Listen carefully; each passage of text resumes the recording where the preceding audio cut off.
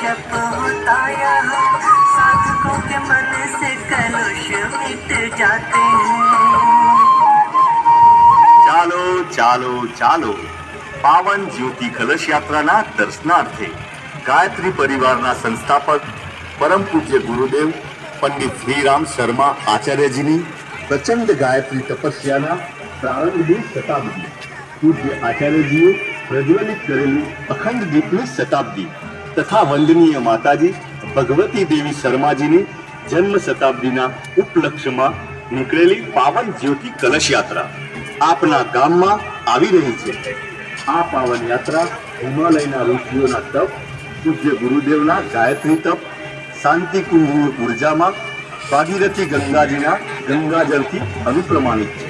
આ પાવન યાત્રા ભારત વર્ષને સમર્થ, સશક્ત અને જગતગુરુ બનાવશે।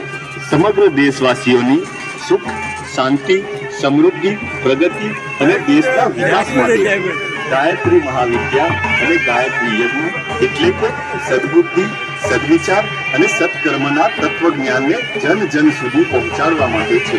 તો આવો સૌ સાથે મળીને જ્યોતિ કલશ યાત્રાનું દર્શન, વિજય પ્રાપ્ત કરીને જીવનને ધન્ય બનાવીએ।